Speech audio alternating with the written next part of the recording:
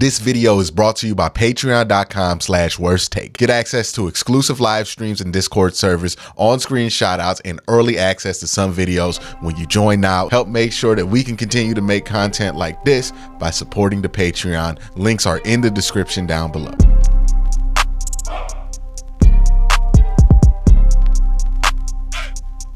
We hear it every year when a team like the Cleveland Browns pops up where they have a ton of injuries and people say, hey, it's tough, but it's part of the game. But I do have a question that is a bit unique to this year's Cleveland Browns team. And that question is one I have for you guys. That question is one that's going to ultimately pop up into the conversation when it comes to Coach of the Year. And that question is if the Browns make the playoffs this year, given the amount of injuries that they have withstanded, the amount of guys that they have on IR, I believe there was a tweet that somebody put out. And the tweet that somebody put out today detailed how many players, or just how few players, the Browns have left that started day one with the Cleveland Browns. This will blow your mind when you see it. This will blow your mind when you see it. If we go to the depth chart on the team's website, right? It's not really going to blow your mind because they have, Browns week 1 depth chart this year. Let's just look at it. Our starting wide receivers were Amari Cooper, Elijah Moore, and Donovan Peoples-Jones. Donovan Peoples-Jones is not on the team anymore, but those were the starting wide receivers. You have one of those guys left. At offensive line, you started with Jed Wills, who's out for the year. Joe Bitonio, who's still here. So we got 3 guys. Ethan Posick, who's probably going to miss this week, but is on the injury report. So, three and a half, but let's just count them just for brevity's sake. 4. Wyatt Teller, 5. Jack Conklin out for the year. DeJuan Jones out for the year. David Njoku here. Deshaun Watson out for the year. Nick Chubb out for the year. The offense has been decimated by injuries. We've known this all year, that the offense of the Cleveland Browns has been decimated by injuries. But what's starting to happen is on this defensive side, the devastation is starting to reach that part of the team, which is more mission critical, right? We talk about the mission critical parts of this team. Defensive line, very mission critical to this team.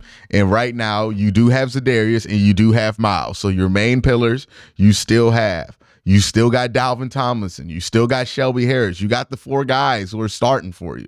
You got your pillars, but you're starting to lose those rotational pieces, right? Maurice Hurst out for the year. Ogbo Okoronkwo out for the year. You still got JOK, you still got A-Walk, you still got your 3 premier corners, you still got Sione Takitaki, but you don't have Grant Delpit anymore for the rest of the year. He's out, or at least on IR for the rest of the year in the regular season, and then you also have Ronnie McLeod out. Now, the good news for the defense and all of these injuries is that, hey, it stinks. These are pieces these are players that we all love. But the truth is that these are players that were more luxury pieces on this defense than like truly essential pieces on this defense, right? It's not like you lost Myles Garrett. It's not like you lost Za'Darius Smith. It's not like you lost Dalvin Tomlinson. It's not like that at all. But losing these pieces will probably end up having its due, right? Like you're probably going to end up paying for it in some way at some point. The bill will always come due with injuries in the NFL. But that brings an even bigger question. If that's the case, how impressive is it is what the Cleveland Browns are threatening to do here. If the Browns can get to the playoffs, maybe even win a playoff game with this roster at this state, is that something we've seen in recent NFL history? So what I'm going to do is I'm going to go through playoff data and I'm going to go through injured reserve data and see what teams have dealt with the most injuries, the most significant injuries, and what have those teams been able to accomplish. We go to the Baltimore Ravens here. In 2015, they had the highest percentage of their cap on injured reserve. They also had 21 players injured in 2015. If you go to see what the Baltimore Ravens were able to do in 2015, they were not in the playoffs, and they finished. Where did they finish? They didn't finish anywhere near the top of the league. So the Baltimore Ravens pretty much stunk in 2015. If I remember correctly, I think they got Ronnie Stanley out that year. So they led the league in that number, and the Baltimore Ravens were 5-11. 5-11. They had a rough year that year. The Baltimore Ravens did. So that's tough. That's tough. That's usually what happens when you have this amount of injuries. They ended up losing 1, 2, 3, 4, 5. They started out 4-7. So it's not like they ever got to a hot start. These injuries kind of just ruined their season almost immediately. Ironically enough, a member of that team, I believe, was injured was our own Joe Flacco, right? So we can pull up the reserve list for that year, and you'll see these are the guys who went on injured reserve for the Baltimore Ravens. The notable names: Nick Boyle, who was suspended for a period of time, Chris Canty, Matt Elam, who was never really good, Joe Flacco. So they were down to Jimmy Clausen, Ryan Mallett, and Matt Schwab. So, geez. Brashad Perriman, Justin Forsett, who was a decent running back for like 2 minutes in the NFL. Dennis Pitta, who was a really good tight end. We already forgot about him. Steve Smith, T-Sizzle, just decimated by injuries. They went 5-11. 5-11. It's tough. It's tough. The team that dealt with the second most injuries, and it wasn't even close to the amount of significant injuries that the Ravens were dealing with, was the Dallas Cowboys that year. And in 2015, the Dallas Cowboys were stinky. They were stinky. Yes, the Dallas Cowboys were 4-12. So that's 2015. Let's go to 2016, right? We're going to go till we find ourselves somebody who is comparable to the Cleveland Browns this year. All right, the Chicago Bears, 41% of their roster ended up on injured reserve in 2016. 41% of their salary cap on injured reserve in 2016. I don't have to tell you that I don't believe the Chicago Bears were a good team in 2016. We can go back and look and check. If we go back and check, we'll probably find a team that went 3-13. They went 3-13. Who was on that injured reserve list too? Of the 2016 Chicago Bears, who I believe picked third naturally, then traded up that year for Mitchell Trubisky. So you talk about like the bad leading on top of the bad there that year. But yeah, it was a rough year for Chicago Bears. They went 3-13. It's insane what injuries do to a team, because it just seems like that completely derailed their season. If we go and look at their injured reserve list, pull it up, you can see it right here. They lost their quarterback. That seems to be a common theme. You lose your quarterback. They didn't just lose their quarterback, dog. They lost 3 quarterbacks. They lost Jay Cutler, Brian Hoyer and Connor Shaw. They lost Kevin White, who people had high hopes in. He was an early draft pick at that time. Just a ton of guys. Zach Miller. Goodness gracious. They were down to Matt Barkley and David Fales at quarterback at a point in time that year. So the Chicago Bears definitely have dealt with the season like this before. Not the same amount of success during the season. Okay.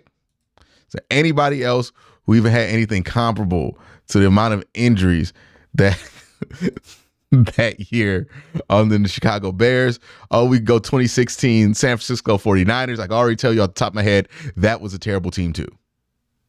Because I believe the San Francisco 49ers naturally had the second pick in the draft that year, and I am not wrong about that. They were 2-14. So the president's being sent.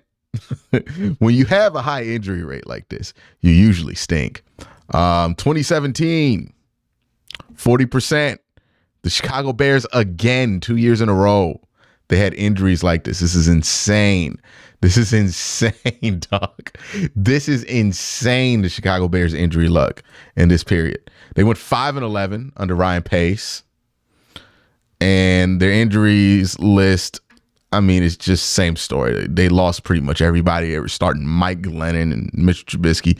They stunk, man. They stunk. They were 5-11. 2018, and just so you know, let me pull up the Browns injury cap list. Right now, the Browns are at 24.3 with 17 players on injured reserve, which is significant because that's an ongoing number, right? Like, if this is not the end of the year, it's an ongoing number. But let's continue. Let's continue our little research here while we go through this and see how impressive it is what the Browns are doing at this number. See, who made the playoffs in 2017? Let's try to do this. Let's look at the playoff teams now and try to see which team dealt with the most injuries to get there, right? So right here in the AFC, Jacksonville, Buffalo, Tennessee, Kansas City, Atlanta, LA, Carolina. If we look at the injured list of 2017, we see none of these teams pop up until what? Jacksonville, Tennessee. This is nuts, y'all.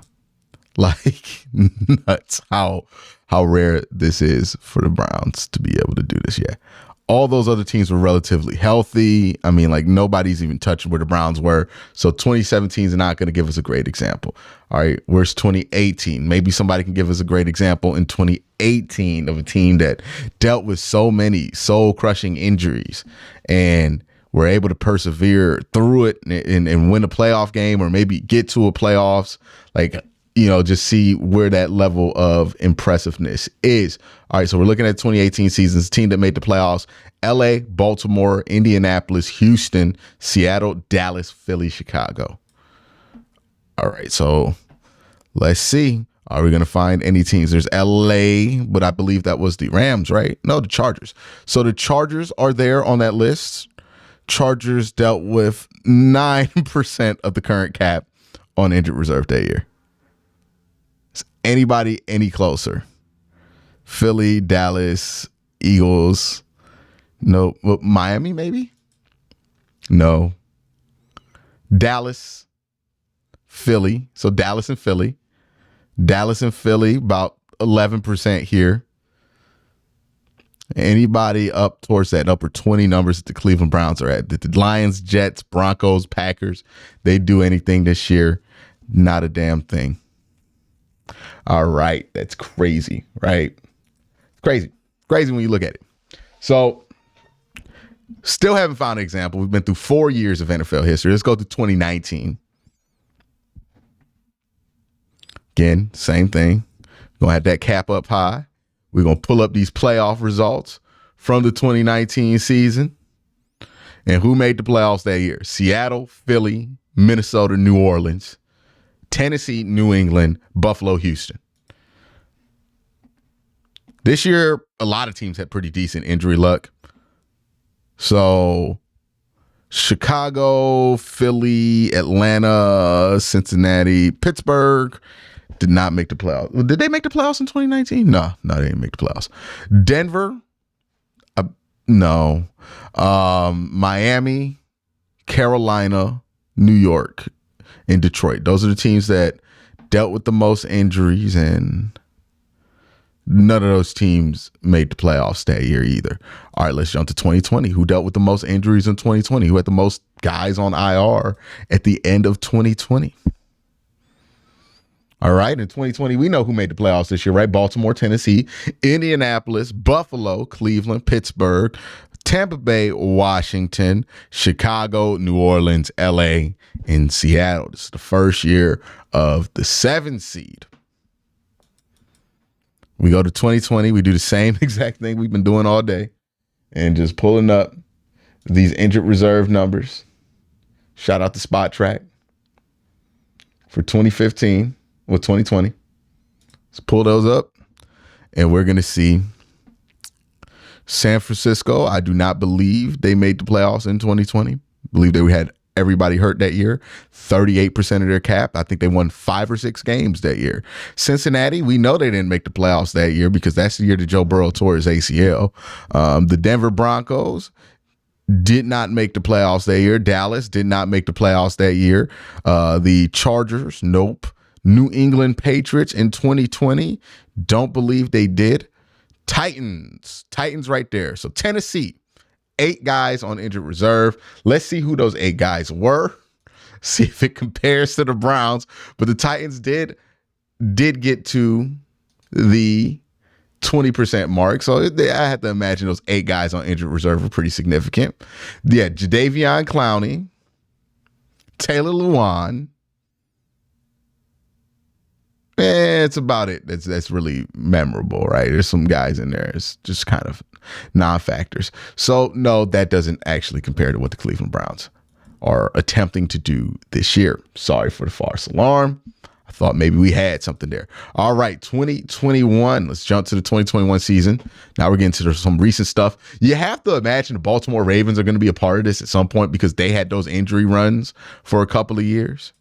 So the Baltimore Ravens had 26.52% of their cap go down, which is a little higher than the Browns, even though if Okoronkwo gets on IR officially, and then once they add Grant Delpit, I'm sure that number is actually going to be 30% of the cap. But that year, the Baltimore Ravens did not make the playoffs. So, nope. Baltimore did not make the playoffs that year. San Fran, Dallas, Arizona, LA, Philadelphia, Tampa Bay, Las Vegas, Cincinnati, New England, Kansas City, Pittsburgh made the playoffs that year. Yeah, that was the year that they got snuffed out by Pittsburgh. All right, so again, New York, no. Baltimore, no. Detroit, no. New York Giants, no. Denver, no. Cleveland had a ton of injuries that year too. No. San Francisco, think they did make the playoffs in 2021. Actually, I think they went pretty far in the playoffs in 2021. Correct me if I'm wrong. They were really good, but 15.93, so under where the Browns were on that injury rating. So let's go to 2022. I believe we're going to see the Baltimore Ravens. Oh my God, the Tennessee Titans had. Oh my goodness. Oh, I forgot about this. They had 50% of their cap on injured reserve or something like that in 2022. So 2022 last year, did they make the playoffs? No, they did not. They started Josh Dobbs that year. They didn't make the playoffs. But let's look at the Tennessee Titans actually from that year and see if there is something that can be gleaned from that, because that's probably the most egregious injury year that we've ever looked at. And I think there is something to see there, right? So first, the 2021 Ravens, what did they end up doing? Because I think that the 2021 Ravens, 2022 Titans are probably the 2 closest allegories that we're going to see to what we have going on right now with the Cleveland Browns. So let me pull up their stuff right now so you guys can see what we have going on. All right. So the 2021 Baltimore Ravens went 8-9 that year. They started the season 8-3. They lost 1, 2, 3, 4, 5, 6. Oh, I remember this year. I remember this year. Yes, I do. This is the Lamar Jackson got hurt against the Cleveland Browns game. Yes. So they beat the Browns in the game where Lamar Jackson throws like 4 interceptions. And then they end up losing 4 straight. Well, not 4. 1, 2, 3, 4, 5, 6. 6 straight. Now, the Browns don't have 6 games left to drop in a row like this. If we look at their injured reserve list for that year, we can even kind of point out who went down at what time. If they have that up, they usually do have the injured reserve list, but for whatever reason, it's right here. Oh, goodness. All right, so let me get that to a spot where you guys can also read it. So they had Nick Boyle on COVID-19, J.K. Dobbins, Gus Edwards as well, Justice Hill, Marlon Humphreys, Juwan James, Marcus Peters, like all of their corners went down. And don't believe Lamar Jackson ever went on IR, but he just did not play for the rest of the year. So tough break there. Tough break for the Baltimore Ravens in 2021. If we look at the Tennessee Titans in 2022, let's pull them up. They went 7-10. So that's pretty good. Like, considering that they had 50% of their roster on injured reserve. I just kind of want to see how the season folded out for them. Okay, so they were about 7-3 in November 17th, and then they slid and lost 1, 2, 3, 4, 5, 6, 7 games in a row. So we're seeing a very scary trend here when it comes to a team that has that many injuries accumulate, is that eventually the bottom does fall off and you start to just lose game after game. And that is a trend that's going to make some Browns fans kind of scared for the rest of the season. But also the Browns, I think they won a game last week against the Jacksonville Jaguars. So it shows that they can probably avoid that kind of fate. But yep, that answers it. The Cleveland Browns, if they make the playoffs with this amount of injuries, will achieve something extremely impressive. They will be one of the most impressive teams to ever make the playoffs. This will cement, if they're able to do it, if they're able to win 10 games with this kind of injury luck, this will cement Kevin Stefanski as one of those coaches, right? A coach that you just kind of always say, hey, look, you always got Kevin, right? Now, the bottom can only be but so far. It would honestly do a lot to make him kind of have that reputation that Mike Tomlin used to have, where, you can only go but so far with Mike Tomlin. You can only go but so low with Mike Tomlin.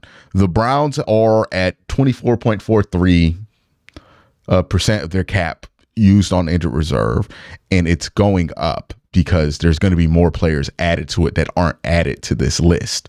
So the Browns are dealing with a historic level of wins and a historic level of injuries. If they get one more win, quite frankly, it is a success, just because most of the teams that we saw here that dealt with the level of injuries, not most, all of the teams that we saw here, that we saw deal with the level of injuries the Cleveland Browns have dealt with, did not get even close to 9 wins, let alone being over 500. These are usually teams that are competing for top 5 draft picks when you have this level of injury luck that the Cleveland Browns have had. They're on track to have the worst injury luck of any team in the NFL. It's uncanny. It's uncanny. But if they find a way to win and get to the playoffs, which is very possible for this team, then This is going to go down as one of the most impressive seasons in NFL history. And I want to bring this up to hit on this other point that I hear fans say. Because you hear far too often people say, well, if you can't win the Super Bowl, what's the point of playing? Because there's other shit to prove during the NFL season. Now, is this team going to win the Super Bowl? It's likely not. Like, it's been likely not a team that's going to win the Super Bowl since Deshaun Watson went out, right? On top of Nick Chubb being out, on top of all those other injuries. It's been likely that this team's not going to win the Super Bowl. And I think we can all accept that. But that doesn't mean that the only victory you could take away from as a fan is a Super Bowl. If you get to 10 wins or 11 wins with this level of injury luck, that not only says something about this team, that not only says something drastically different about this organization that hasn't existed for a while, that says something to everybody that the Cleveland Browns are a different franchise. That, yeah, we had bad luck, some of the worst luck you can see, and we still found a way to win these damn games. For a franchise that didn't need bad luck to lose games, to have bad luck and still win games tells me that something's smelling a little bit different in Berea.